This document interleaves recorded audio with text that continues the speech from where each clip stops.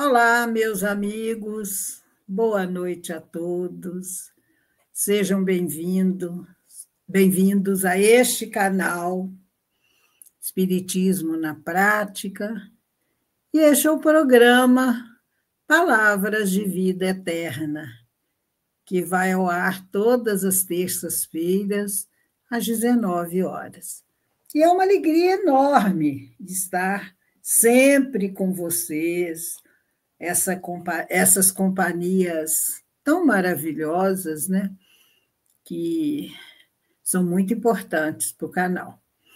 Então, nós abraçamos a todos com muito carinho, rogando a Jesus que envolva a todos nós, a todos os nossos irmãos em humanidade, na sua paz, na sua luz e no seu amor. Então, nós vamos fazer a prece inicial, mentalizando a figura meiga, amiga desse nosso mestre, desse nosso modelo e guia. E vamos agradecer a ele todas as bênçãos, as oportunidades de trabalho, de crescimento e de aprendizado que ele, no seu imenso amor por nós, nos proporciona. E agradecer também a Deus, nosso Pai, pelo amor infinito que Deus derrama sobre nós. Agradecendo aos amigos espirituais, a Maria de Nazaré, nossa mãe, a Allan Kardec, a todos os missionários como Chico Xavier e tantos outros, que nos trazem a mensagem libertadora, nós somos profundamente gratos. E pedimos, Jesus, que nos envolva na tua paz nesta noite e que estes momentos tão singelos de reflexão possam ser úteis para todos nós. Que assim seja. Hoje nós vamos conversar um pouco em torno da parábola do joio e do trigo. Essa parábola Jesus contou para os seus discípulos e, entre muitas outras parábolas que ele contara anteriormente. E Mateus relata em seu evangelho, no capítulo 13, versículos 24 a 30, ele relata essa parábola de Jesus. Então, eu gosto de ler para a gente saborear, assim, as palavras do Cristo, né? Depois a gente comenta algumas coisas. Então, Mateus relata, propôs-lhes outra parábola, dizendo: o reino dos céus é semelhante ao homem que semeia boa semente no seu campo. Mas, dormindo os homens, veio o seu inimigo e semeou joio no meio do trigo e retirou-se. E quando a erva cresceu e frutificou, também apareceu o joio. E os servos do pai de família, indo ter com ele, disseram-lhe: Senhor, não semeaste tu no teu campo boa semente? Por que tem então joio?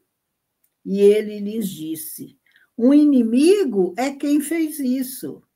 E os servos lhe disseram: queres, pois, que vamos arrancá-lo?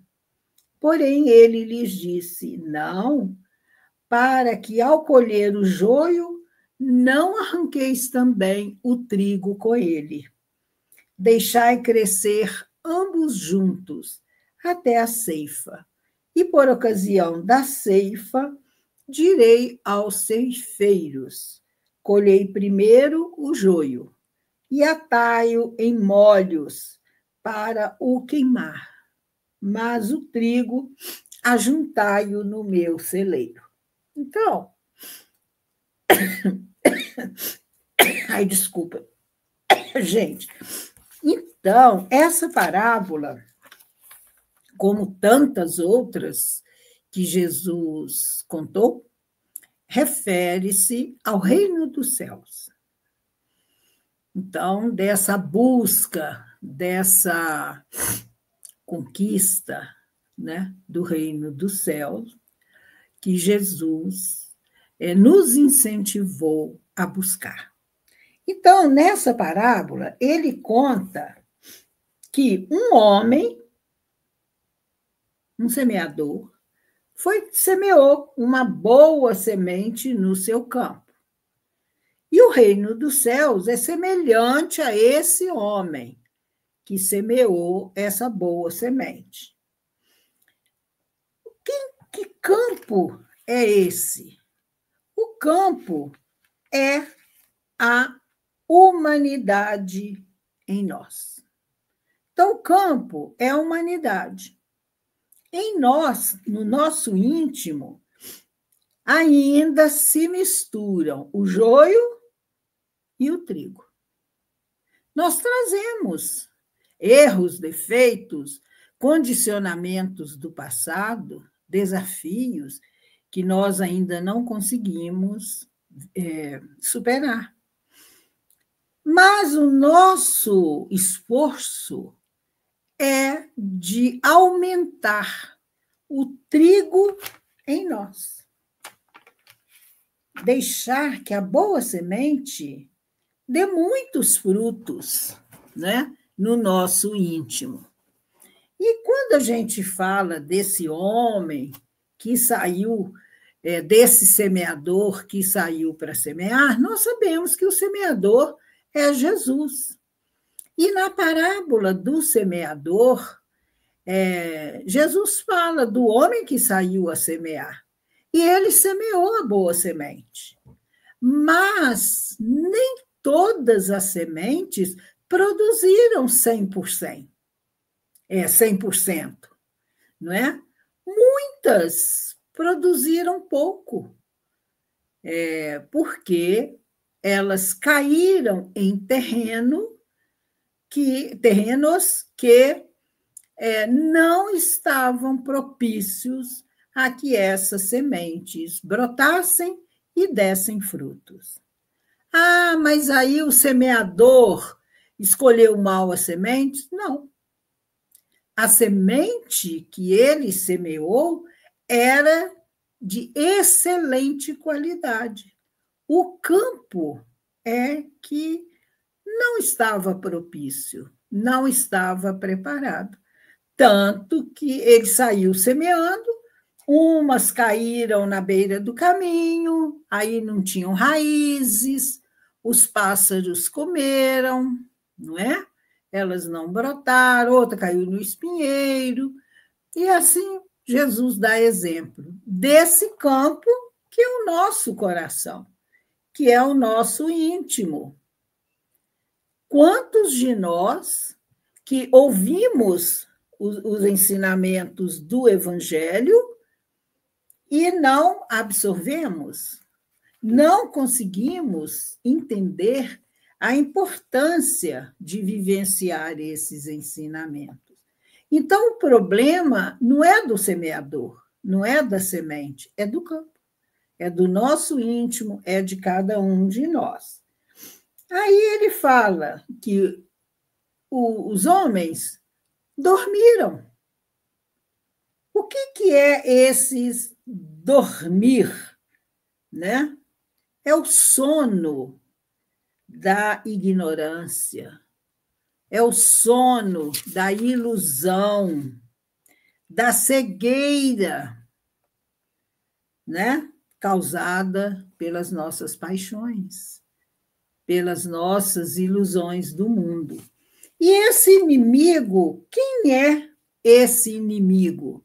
É aquilo que está no nosso íntimo e que é oposição à lei divina. São todos os nossos equívocos que estão em desacordo com a proposta divina. Então, esse é o inimigo.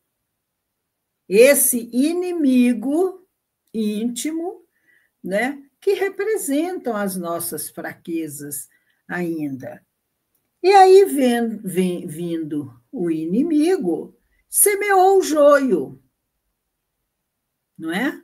Porque os homens estavam dormindo, ou seja, nós nos deixamos envolver, nos deixamos iludir pelos convites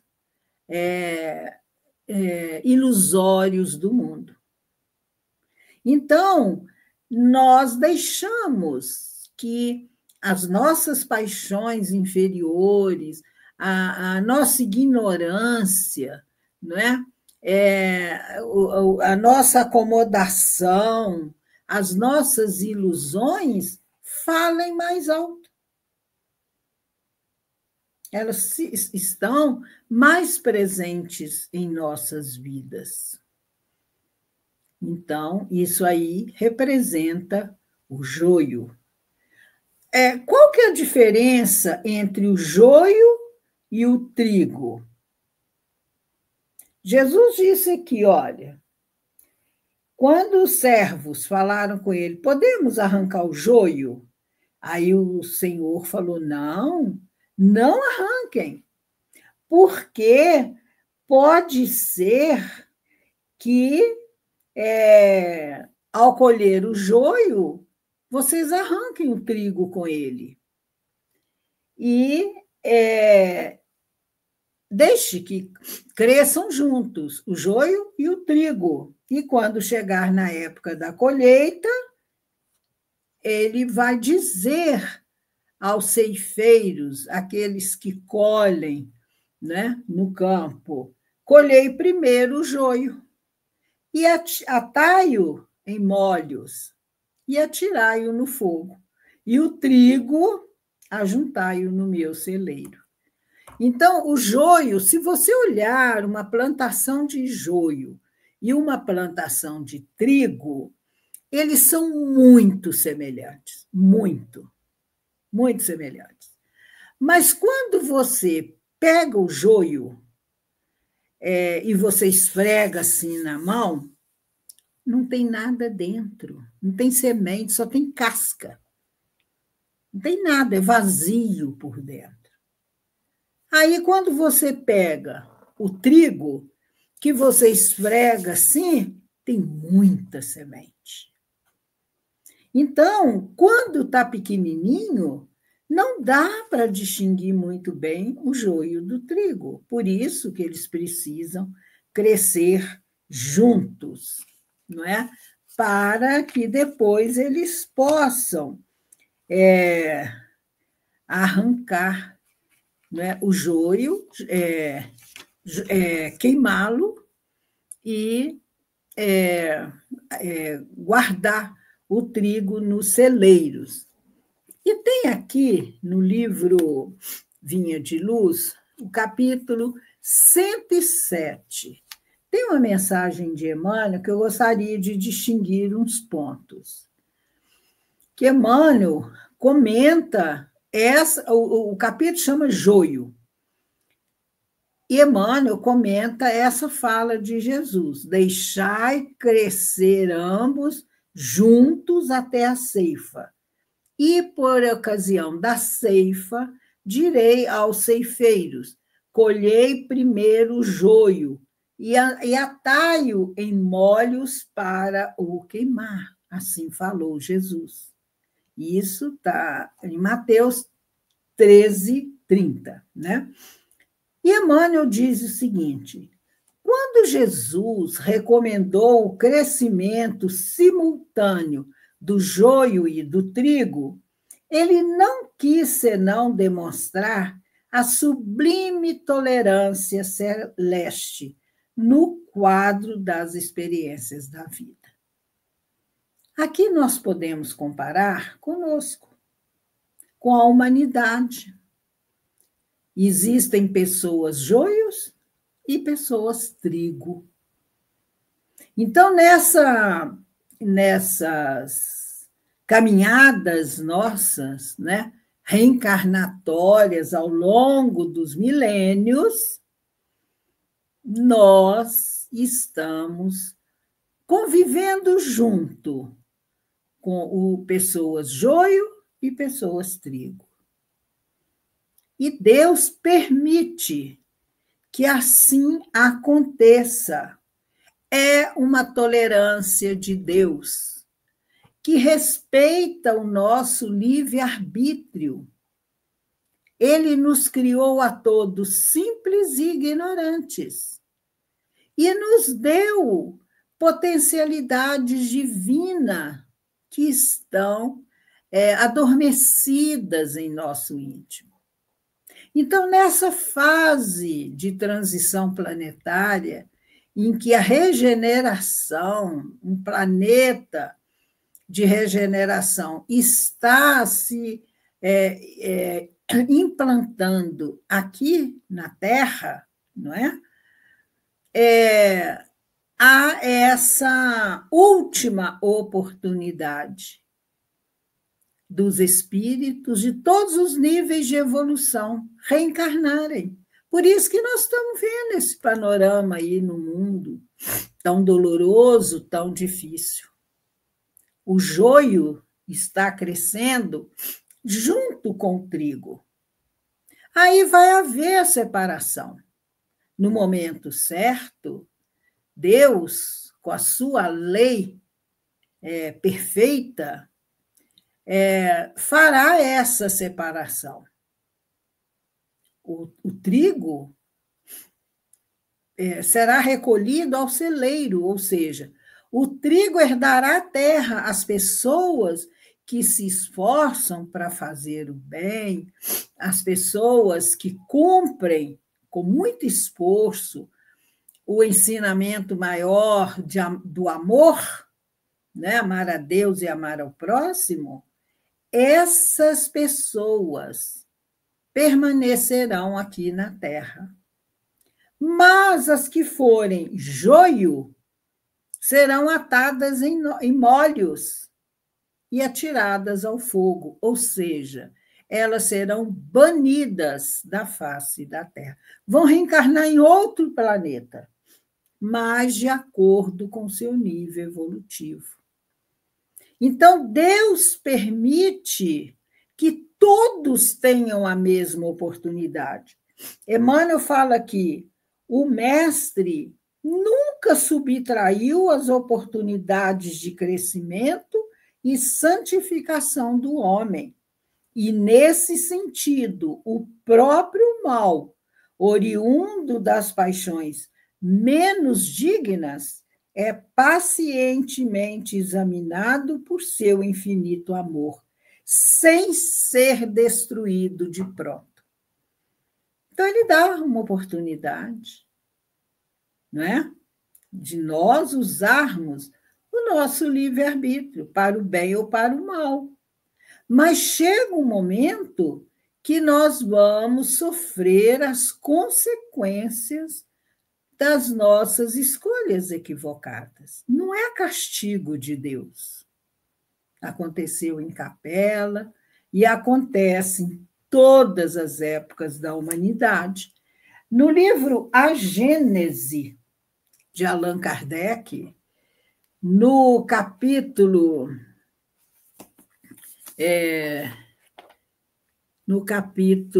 11, a Gênese espiritual, no item 33 e seguintes, Kardec vai falar das emigrações e imigrações dos espíritos. E ele diz assim: no intervalo de suas existências corpóreas, os espíritos se encontram no estado de erraticidade, que é o período, o intervalo entre uma encarnação e outra, e formam a população espiritual ambiente do globo. Pelas mortes e pelos nascimentos, as duas populações desaguam incessantemente uma na outra. Ora estamos no corpo físico, encarnados aqui na Terra, ora nós estamos vivendo, desencarnados, vivendo a vida de espíritos no mundo espiritual. Há, pois, diariamente emigrações do mundo corpóreo para o mundo espiritual e imigrações do mundo espiritual para o mundo corpóreo. É o estado normal. Então, quem está no mundo espiritual vai reencarnar aqui. É essa imigração, né, do mundo espiritual para o mundo corpóreo. E os que estão no mundo corpóreo vão emigrar para o mundo espiritual. Em certas épocas, reguladas pela sabedoria divina, essas emigrações e imigrações se operam em massas mais ou menos consideráveis, em virtude das grandes revoluções que lhes acarretam a partida simultânea em quantidades enormes, logo substituídas por quantidades equivalentes de encarnações. Então, e esse capítulo é maravilhoso, só que não temos tempo de lê-lo todo aqui e comentar. Então, para acelerar esse progresso, acontecem as desencarnações coletivas. São terremotos, são tsunamis, um avião que cai, enfim, essas tragédias, essas calamidades coletivas que acontecem no planeta. São espíritos que têm o mesmo tipo de infrações à lei de Deus, que se reúnem num determinado momento para juntos resgatarem os seus débitos. Então, é a sabedoria, a perfeição da lei divina. Então, é normal isso.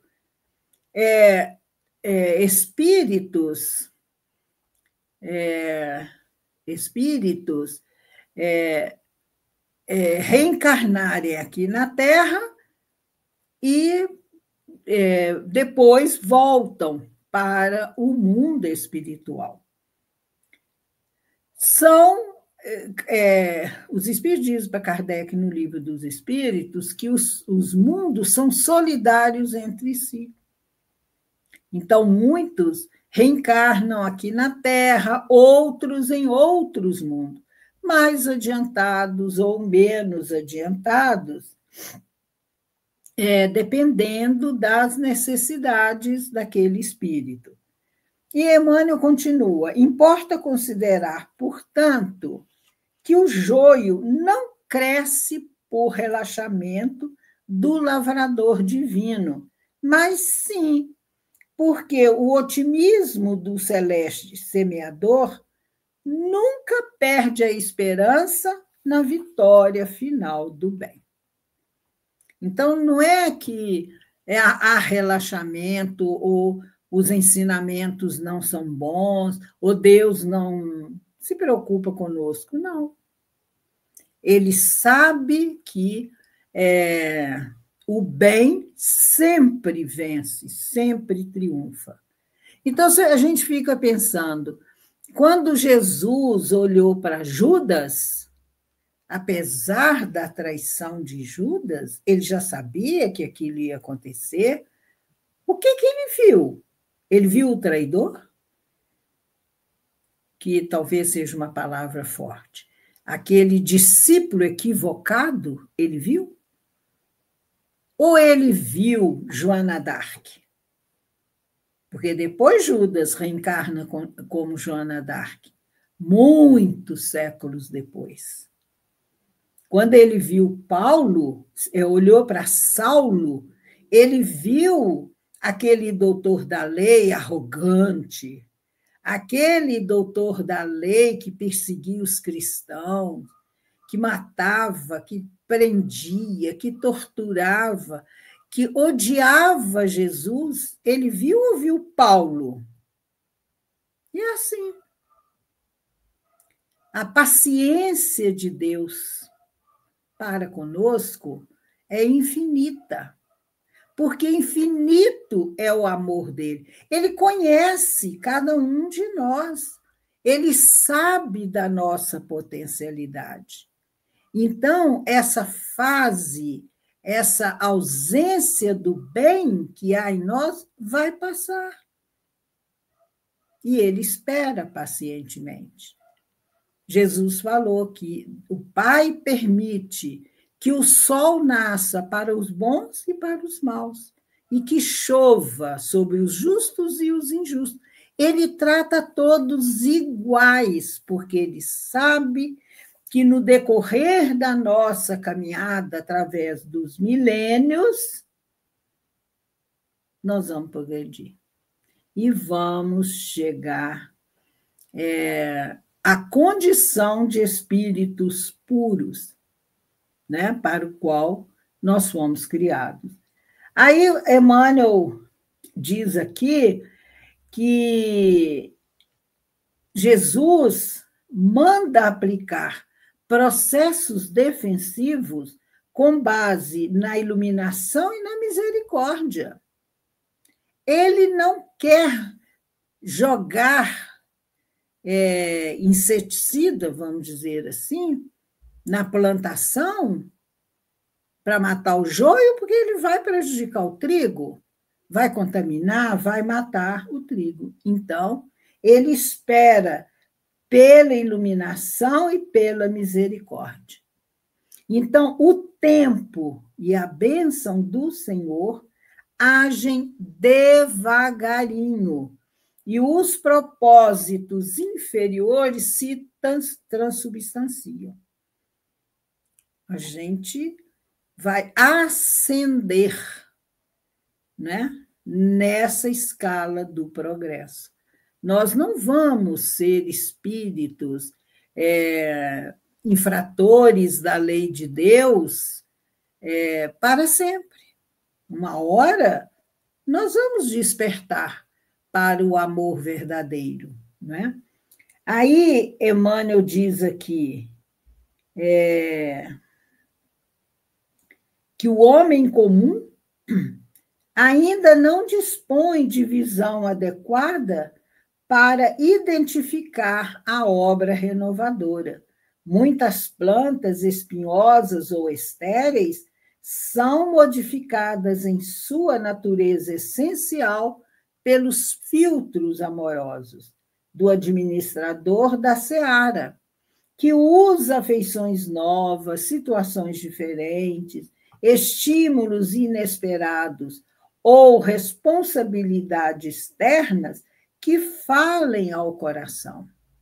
Entretanto, se chega a época da ceifa, depois do tempo de expectativa e observação, faça então necessária a eliminação do joio em molhos.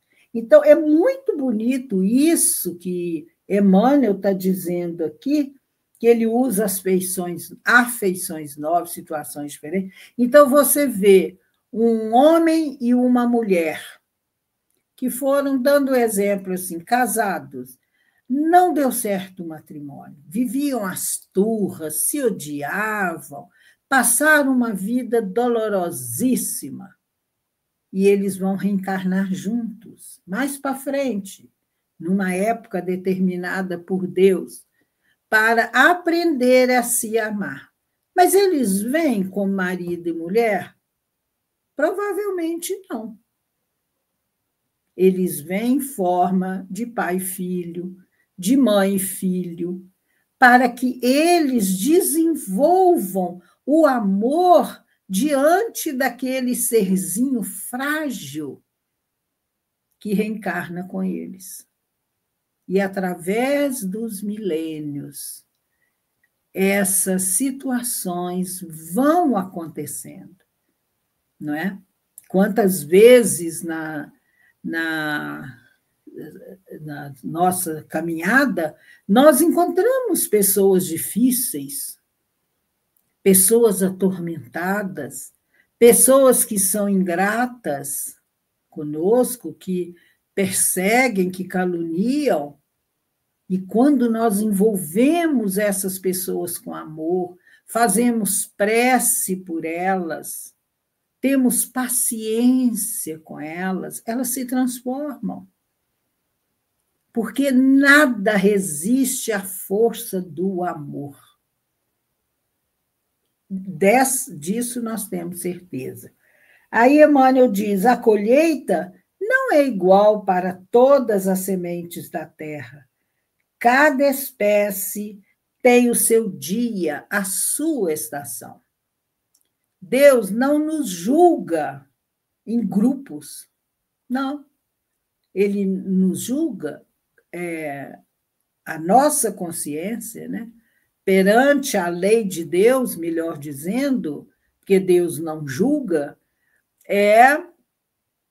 de acordo com a nossa vivência de cada dia. Cada um tem uma experiência, cada um está num degrau de evolução, e isso é levado em conta por Deus.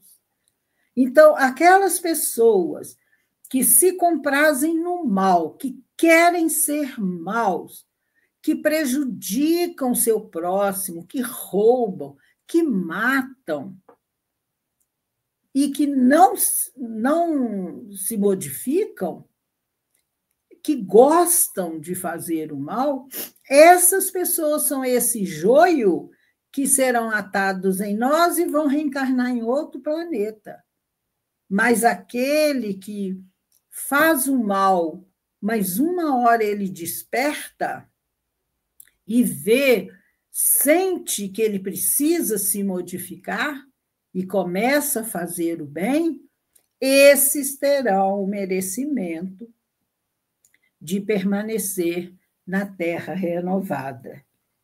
Aí Emmanuel encerra dizendo: eis porque, aparecendo o tempo justo de cada homem e de cada coletividade, exige-se a extinção do joio, quando os processos transformadores de Jesus foram recebidos em vão. É isso que eu acabei de dizer.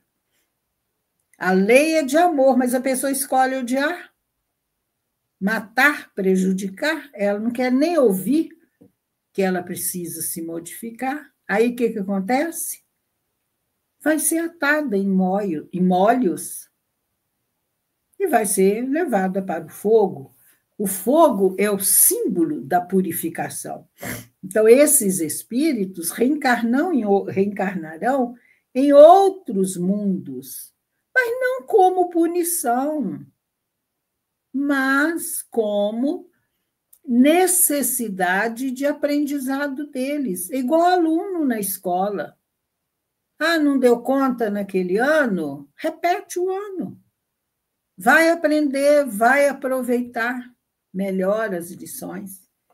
Aí Emmanuel disse: nesse instante, vemos a individualidade e o povo a se agitarem através de aflições e hecatombes diversos, em gritos de alarme e socorro, como se estivessem nas sombras de naufrágio inexorável. No entanto, verifica-se apenas a destruição de nossas aquisições ruinosas ou inúteis, e em vista do joio ser atado aos molhos, uma dor nunca vem sozinha. Então, aqui, Emmanuel está mostrando como há choro, como há dor chorando pelo mundo. E não é uma dor só. Como está atado em molhos, são muitas dores, são muitas aflições, são muitas provas, muitas expiações que o espírito experimenta e ele fica aflito, ele fica com medo, porque é muito sofrimento, não é? Mas, com o esforço de se tornar melhor, de vencer o mal que há dentro de cada um, ele consegue. Então, o tempo nos educa. A dor é mestra que nos auxilia. Então, gente, vamos pensar nessa parábola. No livro A Gênese, no capítulo 28, Kardec fala: são chegados os tempos. E no outro item ele fala da geração nova. Leiam, está tudo claro lá. Leiam a pergunta 1019 de O Livro dos Espíritos. São Luís dá uma explicação belíssima. Nós não temos que temer. Se nós não demos conta nessa, com todo o esforço, nós teremos novas oportunidades através das reencarnações. Mas sempre lembrando que Jesus disse: jamais vos deixarei órfãos. Eis que eu estarei convosco até a consumação dos séculos. E ele faz aquele convite maravilhoso do vinde a mim. Vinde a mim, todos vós, que vos achais aflitos e sobrecarregados, que eu vos aliviarei. Tomai sobre vós o meu jugo, a sua lei, e aprendereis comigo, que sou manso e humilde de coração, e achareis conforto, consolo para as vossas almas, porque o meu jugo é suave, meu fardo é leve. Então, esse jugo é a lei de Deus, é a lei do amor que Jesus veio nos recordar. Então, gente, a doutrina espírita e o evangelho nos esclarecem. Vamos aproveitar, estudar, conhecer essa doutrina libertadora, esse evangelho que é o código divino, como disse Allan Kardec, e que nos auxilia na construção de nossa felicidade. Nós não estamos sozinhos. Não estamos.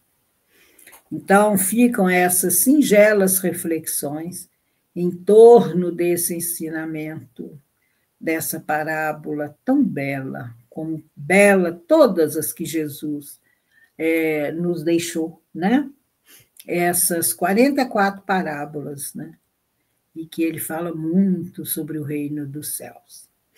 Então, nós vamos agradecer a Jesus através de uma prece singela, agradecer pelo seu evangelho, pela sua doutrina libertadora, e que nós tenhamos olhos de ver e ouvidos de ouvir, e possamos conhecer e vivenciar esses ensinamentos que são libertadores, que são o caminho, a verdade e a vida que o Cristo nos deixou, nos afirmou: eu sou o caminho, a verdade e a vida.